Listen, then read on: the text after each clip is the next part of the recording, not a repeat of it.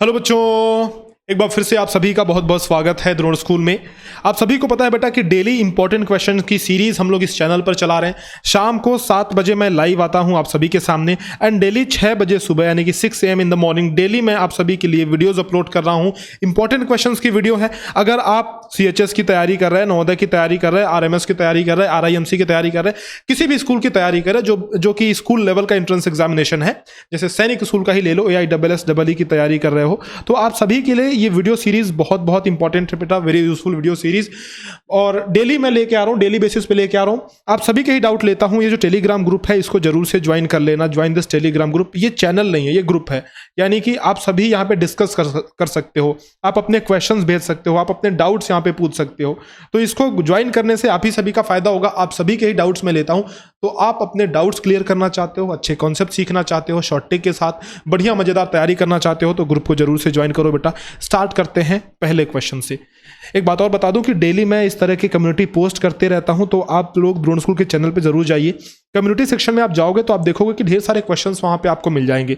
Daily 3-3 post, 3-4 post daily होते रहता है, और जो कि रिलेवेंट होता है। ऐसा नहीं कि कुछ भी डाल दिया हम जो डालते हैं नवोदय विद्यालय से रिलेटेड रहता है, सैनिक स्कूल से रिलेटेड रहता है, तो स्कूल के एंट्रेंस एग्जामिनेशन को फोकस करके ही सारी चीजें कर रहे हैं। तो आप सभी के लिए, आप सभी का इन्वॉल्वमेंट रहेगा अगर, तो बहुत ज्यादा अच्छा रहेगा आप सभी के लिए ही। आगे बढ़ते हैं। पहले सवाल की तरफ। पहला क्वेश्चन देखो क्या कह रहा है कि a boy saves ₹1.5 per day, find the minimum number of days in which he can convert his saving to in ₹20 notes. कह रहा है कि एक लड़का 1.5 रुपया प्रतिदिन बचाता है, तो कम से कम दिनों की संख्या बताएं जिसमें वह अपनी बचत को 20 रुपए के नोटों में बदल सकेगा। अब सवाल बड़ा कॉन्सेप्चुअल है, बहुत अच्छा है, समझना।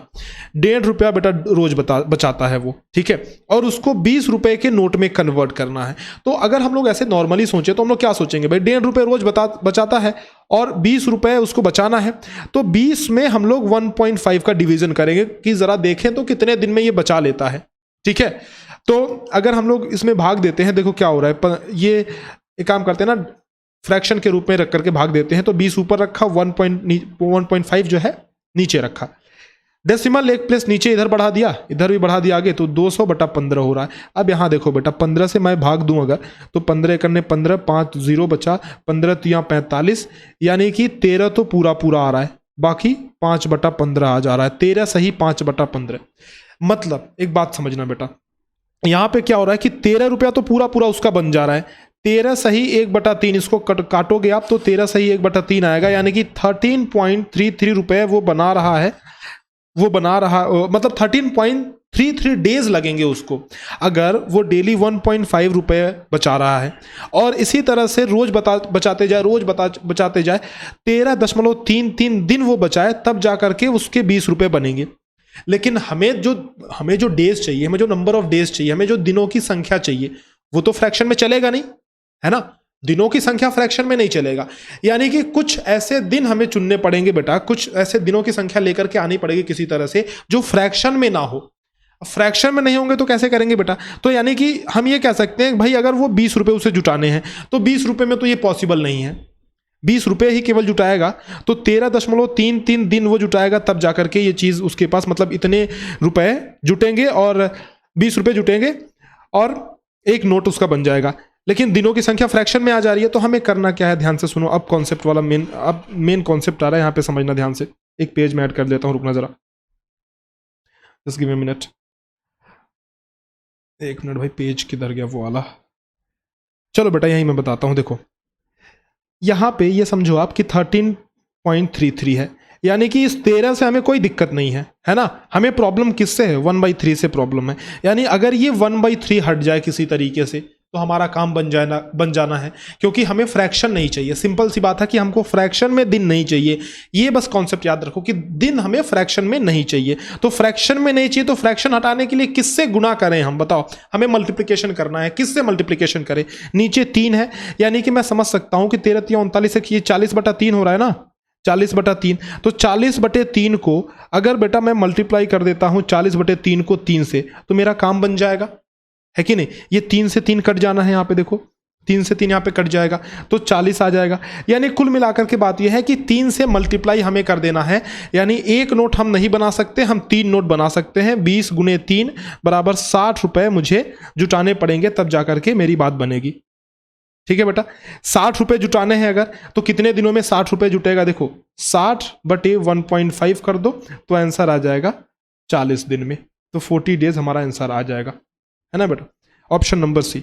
अब इसको एक और तरीके से मैं थोड़ा अच्छे से समझाता हूँ। मुझे लग रहा है ऐसा पता नहीं क्योंकि तुम्हें समझ में नहीं आएगा अच्छे से। रुक जाओ, फिर से एक बार और मैं इसको एक्सप्लेन करता हूँ अच्छे से। देखो क्या है कि हमारे पास मतलब हमें 20-20 रुपए के नोट बनाने हैं, हमें या फिर जो भी बच्चा है यहाँ पे मान लो उसको 20-20 रुपए के नोट बनाने हैं। मतलब 20-20 रुपए के नोट में कन्वर्ट करने हैं। जैसे कि मान लो मैं 2-2 रुपया रोज जुटा रहा हूँ, 2-2 रुपये डेली, 10 दिन जुटा लूँ तो 20 रुपये मेरे पास हो जाएंगे। यानी 20 का एक नोट मेरे पास आ जाएगा, है कि नहीं। लेकिन मैं यहाँ पे 1.5 रुपये यानी कि 1.5 रुपये 1.5 रुपये डेली जुटा रहा हूँ और मुझे 20 का नोट बनाना है। तो अगर जैसे देखो, अगर 1.5 में मैं मान लो कि किसका गुणा कर दूं, मान लो मैंने 12 का गुणा कर दिया, ठीक है, तो मेरे पास आ गया 18 रुपये। यानी अगर मैं 12 दिन 1.5 रुपये इकट्ठा करूं तो 18 रुपये मेरे पास जमा हो गए। 13वें दिन मैंने फिर से 1.5 रुपीज़ जमा किया अपने पास, तो 1.5 और प्लस कर लो, यानी कि 19.5 रुपीज़ मेरे पास हो गए। 14वें दिन मैंने फिर से 1.5 अपने पास जमा किए, तो 14वें दिन मेरे पास 21 रुपये हो गए। तो आप ध्यान से देखो यहाँ पे 19.5 से हम लोग डायरेक्ट 21 पे आ जा रहे हैं। यानी 20 का नोट हमें बनाना था, ये 20 कहीं बीच में आ ही नहीं रहा है। कहने का मतलब यह है कि ये इम्पॉसिबल है कि सिर्फ एक 20 का नोट हम बना पाए अगर हम डेली 1.5 रुपीज जुटा रहे हैं तो। ठीक है, तो हमें 20 का मल्टीपल चाहिए, यानी कि 20-20 के कई सारे नोट्स हमें ट्राई करने पड़ेंगे। तो वो ट्राई कैसे करेंगे? देखो, जब हमने 1.5 से 20 में डिवीजन किया, 1.5 से 20 में भाग दिया, ठीक है, तो आंसर कितना आ रहा है? 20 बटा 1.5 ऐसे लिखो, यानी कि 200 बटा 15 आ गया। 5 से काट दो, 5 3 15, 5 चौक का 20, यानी कि 40 बटा 3 आ रहा है। ठीक है बेटा, तो 40 बटा 3 दिन लगेंगे हमें 20 रुपए जुटाने में। देखो, हमें फ्रैक्शन में नहीं चाहिए, तो नीचे 3 आ रहा है तो 3 से मल्टीप्लाई कर दो बेटा, तो 40 तिहाई 120, तो यहाँ पे 3 से मल्टीप्लाई कर दोगे, 3 से 3 कट गया, यानी कि 40 दिन टोटल हमें लगेंगे अगर हम पूरा मतलब 20 का नोट बनाना चाहते हैं तो, और 3 नोट बनेगा 60 रुपए टोटल। ठीक है, क्वेश्चन अच्छा है बेटा, कई बार रिपीट करना समझ में आ जाएगा। मुझे लग रहा है कि थोड़ा कठिन लग रहा है तुम्हारे लिए जा रहा है क्वेश्चन, लेकिन फिर भी थोड़ा ट्राई करना, वीडियो को रिपीट करके देखना, फिर से समझ में आ जाएगा। कॉन्सेप्ट बस यही है ना कि आपको 20 के नोट बनाने हैं, और ये पॉसिबल ही नहीं है कि 1.55 रुपीज़ रोज जुटाएं आप और आप सिर्फ एक 20 का नोट बना पाए। ये पॉसिबल नहीं है, क्योंकि अभी हमने देखा कि भाई 12 दिन में कितने रुपए बन रहा है? 18 रुपये। 13 दिन में 19.5 रुपये, और 14वें दिन ये 21 रुपया बन जा रहा है। मतलब 20 तो कहीं बीच में आया ही नहीं, है ना। यानी हमें और रुपए जुटाने पड़ेंगे। मान लो कि हमने 40 रुपया मान लो कि हमने 2 नोट बनाना है, तो 40 रुपये जुटाने पड़ेंगे, और 40 में भी 1.5 का भाग दोगे तो पूरा भाग नहीं जाएगा, फिर हम आगे बढ़ेंगे, यानी कि 60 रुपये जुटाने की कोशिश करेंगे, क्योंकि 20-20 रुपये जुटाना है, तो हम लोग 60 पे जाएंगे। ऐसे भी कर सकते हो, 60 पे गए, 1.5 से भाग दिया, देखो यहाँ पे बन गया, यानी कि 40 दिन में ये डिवाइड हो गया। ठीक है, तो ऐसे आप कर सकते हो। चलो अगले क्वेश्चन पे चलते हैं। Let's move on to the next question, and here is the next question. चलो इतने बड़े सवाल के बाद एक काम करते हैं, एक छोटा सा ही करते हैं, इसको कल करेंगे। ये करते हैं बेटा, एक इंजन 1 घंटे में 84,500 लीटर पानी बाहर निकालता है। यदि एक दिन में 10 घंटे कार्य करे, कौन? इंजन। यदि वह एक दिन में 10 घंटे कार्य करे तो आपको बताना है कि 5 दिनों में वह कितने लीटर पानी बाहर निकालेगा। An engine pumps out 84,500 liters of water in 1 hour. If it works for 10 hours in a day, how many liters of water will it pump out in 5 days? कह रहे एक इंजन डेली इतना पानी निकालता है, कितना बेटा? 84,500 लीटर। तो 84,500 लीटर ये डेली इतना पानी पंप करता है। एक इंजन है, मोटर है, कुछ भी कह लो, कोई मशीन है ना, तो डेली इतने लीटर पानी निकालता है।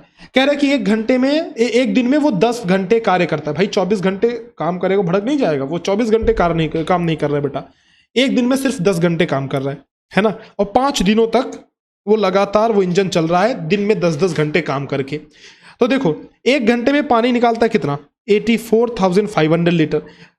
तो एक दिन में कितना निकालेगा? एक दिन में वो चल रहा है 10 घंटे, तो 84,500 इंटू 10 कर दो, यानी कि एक दिन में ये पानी निकालेगा बेटा, 1 डे में ये पानी टोटल पंप करेगा। 84,500 को हमने 10 से गुना कर दिया, तो 8 लाख ये 45,000 लीटर हो गया। ठीक है, ये तो एक दिन की बात हो गई। कह रहा है कि वो 5 दिनों तक काम कर रहा है, यानी कि 5 दिनों तक वो चल रहा है इंजन लगातार। तो 5 दिन में कितना ये निकालेगा, तो 5 days is equal to 88,45,000 into 5 कर दो। तो जब ये करोगे तो आपका आंसर ये डी वाला आ जाएगा, दैट इज 4225,000। ठीक है, इतना लीटर वो पानी निकालेगा and this will be the answer. अब देखो सवाल कितना सिंपल सा है, बस मल्टीप्लिकेशन का सवाल है, लेकिन बहुत सारे बच्चे ये छोटे छोटे सवाल देखकर ही डर जाते हैं कि मास्टर इतना बड़ा पैराग्राफ के रूप में सवाल दिया है, मैं तो समझ ही नहीं आ रहा है। देखो बेटा, छोटे सवालों से डरना नहीं है, ये बड़े तुम्हें बस डराने के लिए ऐसे सवाल होते हैं। इनकी लैंग्वेज बहुत बड़ी होती है, भाषा देख रहे हो कि मतलब यहाँ से शुरू कर रहा है, एक दिन की बात कर रहा है, घंटे की बात कर रहा है, पता नहीं क्या क्या बात कर रहा है। तुम सोचोगे यार कि इतना ज़्यादा बड़ा सवाल है, छोड़ ही देते हैं, बट देखो कितना टाइम लगेगा गुणा करने में। तुम सोचो कि 84,500 है, इसमें सिंपल सा 10 का गुना किया, फिर हमने 5 का गुना कर दिया, यानी कि 50 का गुना तो करना है कि नहीं, आराम से कर लोगे। अच्छा, एक छोटी सी ट्रिक बताता हूं तुम्हें। देखो ऐसे सवाल जब गुना तुम्हें करना हो ना, ये सवाल में कुछ है नहीं, जब एक गुना करने की एक ट्रिक बताता हूं। जैसे कि मान लो तुम्हें 50 से गुना करना है, ठीक है, तो 50 से गुना करने में काफी टाइम लगेगा, है ना। जैसे कि मान लो 125 है, 125 को तुमको 50 से गुना करना है, तो हम ऐसा कर सकते हैं ना कि 50 से गुना ना करके हम 100 से गुना करें तो कैसा रहेगा। देखो 100 से गुना करेंगे और 2 का भाग दे दो। इसको हम ऐसे भी तो लिख सकते हैं 125, या फिर थोड़ा और डेटा अलग लेते हैं, थोड़ा आसान डेटा लेते हैं। जैसे कि मान लो 124 है तुम्हारे पास, इसको 50 से गुना करना है तो काफ़ी टाइम लगेगा। तो हमने कहा जी मैं 50 से गुना ना करके अगर मैं ऐसा कर लूँ कि 124 गुणे 100/2 मैं इसको लिख दूँ, समझ रहे हो, 124 गुणे 100/2, तो 100/2 का मतलब 50 ही तो हुआ, तो लिख सकते हैं हम लोग, है ना। 2 से काटा, 2 6 के 12, 2 दूना 4, 62 हुआ। और 100 का गुना करना हम जानते हैं बेटा कि 2 0 बढ़ जाएगा, सिंपल, देख रहे हो कितना आसान हो गया, है ना। तो ये छोटी छोटी ट्रिक्स आप यूज़ किया करो, ये वैसे थोड़ा बहुत आपका टाइम बचाएगा, बहुत ज़्यादा टाइम तो नहीं बचाएगा, लेकिन जब बड़ा कैलकुलेशन होगा तो काफ़ी टाइम बचाएगा आपका। ठीक है बेटा, चलो अगले सवाल पर चलते हैं। जैसे देखो एक और एग्जांपल ऐसे ही देता हूं तुम्हें, जैसे एक बड़ा थोड़ा डेटा लेता हूं। मान लो कि तुम्हें गुणा करना है 75 से, अभी तो 50 से मल्टीप्लिकेशन करना था, तो ये तो ठीक है, फिर भी आसानी से हो जाता, कोई इतना भी बड़ा टास्क नहीं है। मान लो 75 से आपको मल्टीप्लाई करना है, किससे, आपको 75 से मल्टीप्लाई करना है, कोई भी एक नंबर ले लो। लेट सपोज कि मैं लेता हूं यहाँ पे मान लो 112 में लेता हूं, ठीक है। 112 को मेरे को मल्टीप्लाई करना है 75 से, तो काफ़ी टाइम लगेगा। अब मैं एक काम कर सकता हूँ, 75 को ऐसे लिख सकता हूँ, ये 112 तो है ही यहाँ पे, 75 को मैं लिख सकता हूँ बेटा, देखो 75 को मैं लिख सकता हूँ 70, ये एक मिनट रुकना, 75, अरे यार ये इरेजर कितना छोटा हो गया, रुक जाओ बेटा। हाँ देखो 75 को मैं लिख सकता हूँ 3/4 × 100, ऐसे लिख सकता हूँ। देखो कितनी आसानी से, ये प्रैक्टिस से आएगा, ये चीज़ ऐसे नहीं आएगा। मैंने कैसे ऐसे सोच लिया भाई 3/4 × 100 लिख सकता हूँ, कैसे, क्योंकि मुझे पता है 0.75 की वैल्यू होती है 3/4, है ना, और 0.75 में 100 का गुना करूंगा तो 3/4 × 100 ऐसे मैं लिख सकता हूँ। अब ये चीज़ एक दिन में नहीं आएगी, ये बार बार प्रैक्टिस से आएगी, इसमें आपको टाइम नहीं लगेगा, बस आपको लग रहा है देखने में कि टाइम लग रहा है, लेकिन ऐसा लगता नहीं है टाइम, ठीक है। तो इसको 75 को मैंने लिख लिया 3/4 × 100। अब देखो कितना आसान हो गया, ये 4 से इसको काट दिया, ये 4 दूनी 8, 4 बटे 32, और ये 3 बटे 24, 2 3 दूना 6, 2 8, ठीक है, बहुत आसानी से, और 8400 ये आंसर आ गया हमारा। ऐसे कर सकते हो, ये भी फिर भी ये थोड़ा सा अनयूजुअल सा डेटा है, ऐसे बहुत सारे क्वेश्चन आसान हो जाते हैं आपके लिए, ठीक है। इस पर एक वीडियो मैं बनाऊंगा, सोच रहा हूँ आपके लिए शॉर्ट टिप्स पे, देखते हैं बेटा, एक वीडियो लेके आऊँगा। सबसे आगे अगले सवाल पे चलते हैं। ये देखो, the length breadth and height of a room are 825 centimetre, 675 centimetre and 450 centimetre respectively. Find the longest tape which can measure the 3 dimension of the room exactly. किसी कमरे की लंबाई, चौड़ाई तथा ऊंचाई क्रमशः 825 सेंटीमीटर, 675 सेंटीमीटर तथा 450 सेंटीमीटर है। उस बड़े से बड़े फीते की लंबाई ज्ञात कीजिए जिससे कमरे की विमाएं मापी जा सके। अब यहाँ पे पता है, यहाँ पे फीता दिया है, लेकिन बहुत सारे जगह पे, मतलब लगभग ऐसे क्वेश्चन में अमूमन आपको क्या देगा कि एक बड़े से बड़ा रॉड ज्ञात कीजिए जो उस कमरे में रखा जा सके। कभी कभी ऐसा क्वेश्चन आता है, ये तो खैर HCF का क्वेश्चन हो गया, ये बहुत ज़्यादा ये नहीं पूछा जाता। इससे ज़्यादा क्वेश्चन ये पूछा जाता है कि एक कमरा है, इस कमरे की लंबाई, चौड़ाई, ऊंचाई दी रखी होगी आपको, और आपसे कहेगा कि बड़े से बड़ा रॉड कितना बड़ा इसमें रखा जा सकता है। ये क्वेश्चन काफ़ी बार आता है, तो इसको कर लेना। फिलहाल ये जो प्रेजेंट क्वेश्चन है इसको करते हैं। इसमें ये कह रहा है बेटा कि कमरे की लंबाई, चौड़ाई, ऊंचाई दे रखी है, तो हमने एक मान लो कमरा बनाया कुछ ऐसा, ठीक है, ऐसा घनाभाकार कमरा यानी कि क्यूबॉइडल एक रूम हमने बनाया इस तरीके से। लंबाई चौड़ाई ऊंचाई अलग अलग है। तो लंबाई को मैंने लिखा 825, चौड़ाई को लिखा 675 और ऊंचाई को लिखा 450, इस तरीके से लिख लिया। कह रहा बड़े से बड़े फीते की लंबाई आप ज्ञात करो जो इसको माप सकता है। तो इसमें हम लोग क्या करते हैं, एचसीएफ निकालते हैं। जब भी कोई बड़ा से बड़ा नंबर आपसे पूछे जो कि दिए गए नंबर को डिवाइड करता हो तो उस केस में हम लोग एचसीएफ निकालते हैं। अब आप पूछोगे मास्टर यहाँ डिवीजन की बात कहाँ से आ गई? देखो, जब भी हम लोग बड़ा से बड़ा फीता लेंगे ना तो उससे इसको हम लोग माप रहे हैं, मतलब इसको डिवाइड कर करके ही तो मापते हैं। जैसे कि मान लो कि तुम्हारे पास, मान लो कि ये छड़ी है, इतनी बड़ी छड़ी है, मान लो 1 फीट की छड़ी है, ठीक है, और तुम्हें नापना है 2 फीट का, 2 फीट की लंबाई मापनी है। ये 2 फीट की लंबाई है और 1 फीट की छड़ी तुम्हारे पास है, 1 फीट का रॉड तुम्हारे पास है और नापना है तुम्हें 2 फीट की लंबाई। तो ये 2 बार डिवाइड करके ही तो मापोगे ना।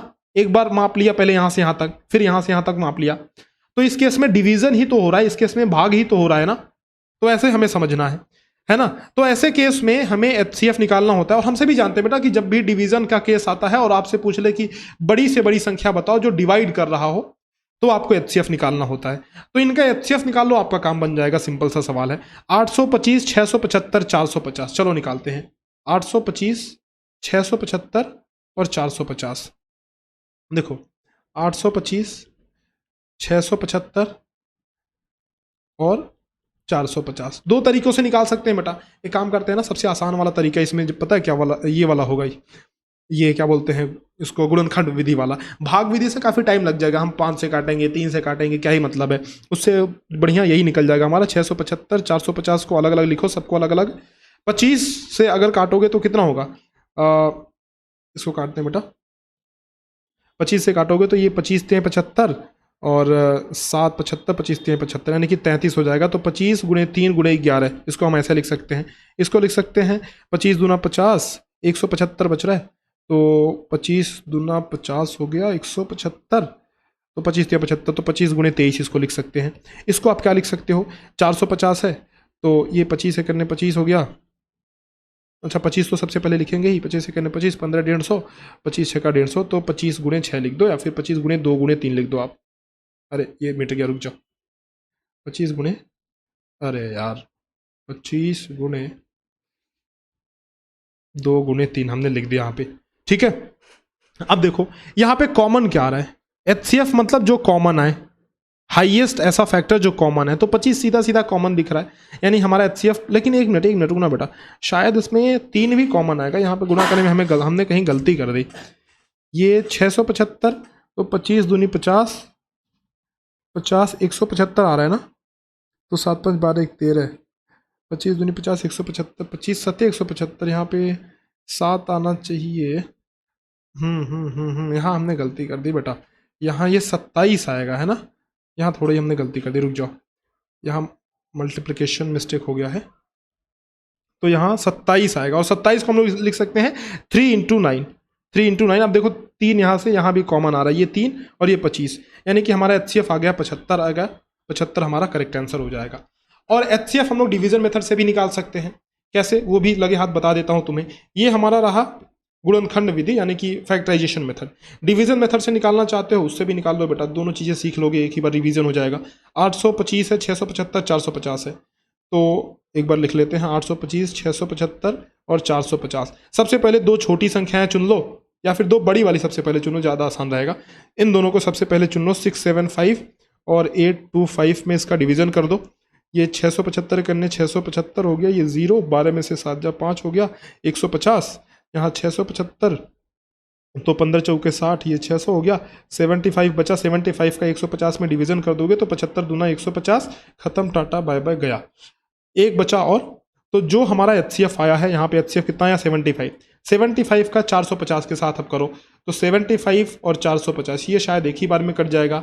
7 6 का 42, 5 6 का 30, हाँ जी एक बार में ये कट गया यानी कि खत्म है। तो हमारा एचसीएफ यहाँ से आ रहा है देखो 75, ठीक है बेटा। तो 75 ऐसे भी आप निकाल सकते हो, वैसे भी निकाल सकते हो, इस तरीके से भी, जो भी आपकी मर्जी, जैसे करना हो करो। दोनों मेथड ठीक है, ठीक है। हर मेथड का अलग अलग यूज है। देखो ऐसे कई सारे मैंने क्वेश्चंस आपको बताए हैं जिसमें एक पर्टिकुलर मेथड से ही हो सकता है वो सवाल। याद करो बेटा, एलसीएम और एचसीएफ में मैंने फैक्टराइजेशन में भी आपको पढ़ाया, फैक्टराइजेशन में भी, है ना, और एलसीएम एचसीएफ में ऐसे कई सारे क्वेश्चन बताए हैं जो सिर्फ एक उससे हो सकता है, एक मेथड से हो सकता है। जैसे देखो, जैसे अगर मुझे ऐसी कोई संख्या निकालनी है जो कंप्लीट स्क्वायर हो, है ना, ऐसी कोई संख्या निकालनी है जो कंप्लीट स्क्वायर हो, तो अच्छा मैं उस मेथड की बात कर रहा हूँ जहाँ पे हमने स्क्वायर रूट निकालना सीखा था। तो कंप्लीट स्क्वायर वाले केस में हम लोग प्लस या माइनस करते हैं जहाँ पे भाग विधि लगता है ना।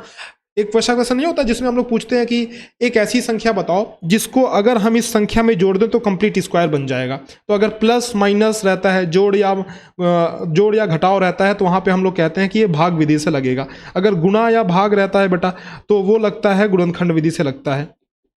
ठीक है, तो ये सारे कॉन्सेप्ट आप लोग रिवाइज किया करो, ये सब कुछ मैंने आपको पढ़ा रखा है। कुछ भी ऐसा क्वेश्चन मैं अभी नहीं करा रहा हूँ या फिर कोई क्वेश्चन है ही नहीं जो आपके एग्जाम में और मैंने कराया ना हो, तो ये सारी चीज़ें हमने कोर्स में करा रखी हैं बेटा। अगर आपने अभी तक इस कोर्स को ज्वाइन नहीं किया है, अर्जुन बैच हमारा नवोदय विद्यालय की हम लोग तैयारी करवा रहे हैं 2023 को टारगेट करके 29 अप्रैल को। तो अगर आप 2023-29 अप्रैल के लिए तैयारी कर रहे हैं नवोदय विद्यालय एंट्रेंस एग्जाम के लिए, तो अर्जुन बैच में जरूर से एनरोल करें। बहुत ही अच्छा बैच है आप सभी के लिए, सारी चीज़ें बहुत ही बेसिक से एक्सप्लेन करके बेसिक टू एडवांस लेवल तक आपको सिखाया गया है। और साथ ही साथ नवोदय अल्फा बैच अगर आप तैयारी कर रहे हैं 2024 के एग्जाम के लिए, तो आपके भाई बहन भी हो सकता है तैयारी कर रहे हो, तो उनको भी इनरोल कराएं इस बैच में। पहले स्टार्ट करेंगे, पहले खत्म करेंगे, अच्छी पकड़ हमारी बनेगी सब्जेक्ट पे, सारे सब्जेक्ट पे, और बढ़िया से लास्ट में प्रैक्टिस करेंगे। इसीलिए 18 महीने की वैलिडिटी हमने रखी है। 1.5 साल में बेटा क्या नहीं हो जाएगा, सारा कुछ हम लोग कर लेंगे। And if you are preparing for Sainik school entrance examination, then you can enrol in the batch of Sainik alpha, and this is the batch we are running for the preparation of AISSW 2024। तो इसका भी same वही 18 महीने की validity के साथ सारे features इसमें भी आपको मिलने वाले हैं, video lectures, exercise material, chapter test and Telegram group. ये एक्सक्लूसिव ग्रुप आपके लिए होता है टेलीग्राम ग्रुप जो है, जिसमें आप सभी डिस्कस कर सकते हैं, अपने सवाल अपने डाउट्स पूछ सकते हैं। तो ये सारे फैसिलिटीज आपको मिलने वाली हैं। बाकी इस एग्जाम के लिए कमर कस लो बेटा, ये मॉक टेस्ट वगैरह सारे दे डालो, बिल्कुल छोड़ना नहीं है। Model paper with video solution ये भी ऐप के अंदर है, तो वीडियो सोल्यूशन के साथ ये मॉडल पेपर है, इसमें जरूर से एनरोल करें अगर आप तैयारी को एक फाइनल टच देना चाहते हो, अगर चाहते हो कि आपका नवोदय विद्यालय निकल जाए तो। चलो फिर डेली ऐसे ही सवाल मैं लेके आते रहूंगा, आप भी प्रैक्टिस करते रहो बेटा। अभी ढीला बिल्कुल ही नहीं पड़ना है, बिल्कुल भी लीनियंट नहीं होना है, क्योंकि एग्जाम बहुत नजदीक है और यही लास्ट टाइम है, समझ रहे हो, यही लास्ट टाइम है। अभी तुमने मेहनत कर दी तो निकल जाएगा, नहीं तो फिर लटक के रह जाओगे। तो ठीक है बेटा, मिलते हैं आपसे नेक्स्ट लेक्चर में, तब तक आप प्रैक्टिस करते रहो। एंड बहुत सारे सवाल आप सभी ग्रुप में पूछा करो, डाउट आप जितने डाउट आते हैं उतना ही मेरे को भी अच्छा लगता है कि ठीक है इसमें से मैं सेलेक्ट करके अच्छे अच्छे सवाल लेता हूँ। चलो फिर बाय बाय, मिलते हैं आपसे नेक्स्ट लेक्चर में।